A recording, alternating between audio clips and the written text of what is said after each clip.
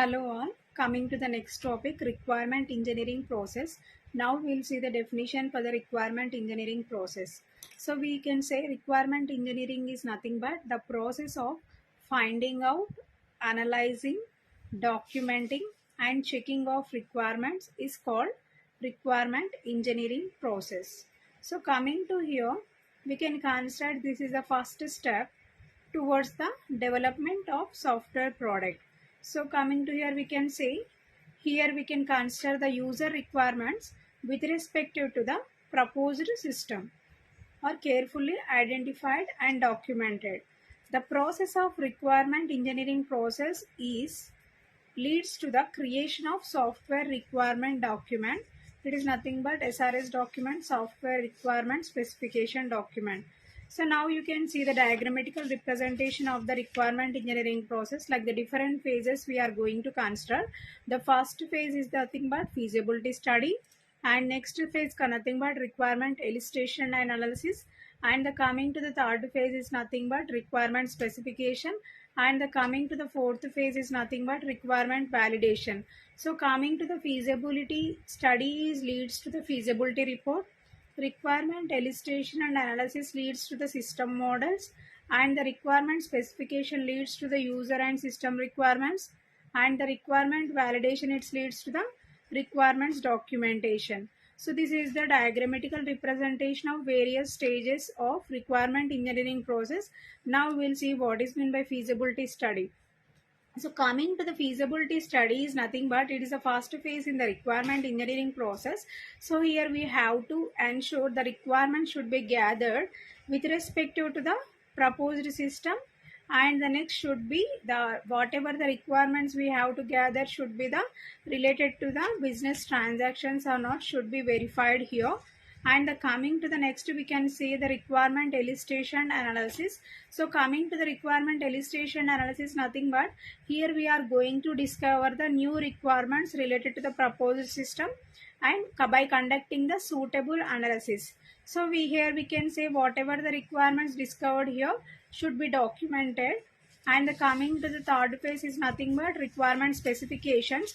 So coming to the requirement specification in the sense whatever the requirements we are gathered with respect to the previous phases, here the requirement should be started with respect to some certain predefined standard. So that would be the requirement specification, and the coming to the requirement validation. So here the requirement validation in the sense it is the final step in the requirement engineering process.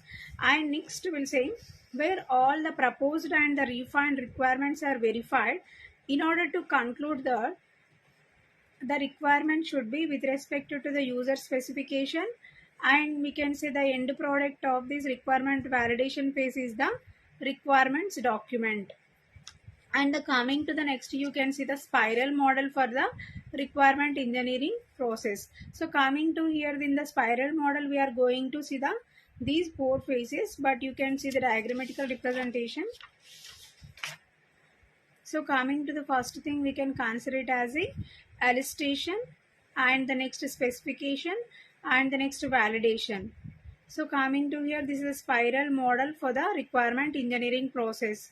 You can see the like what is meant by in the system requirement illustration there would be the two categories, user and the system requirements, and here also for the specification also same user, system and the business, and the coming to the next requirements validation. So you can see something suitability study, prototype and the review. So this would be the spiral model for the requirement engineering process. Hope you all understand the session related to the requirement engineering process.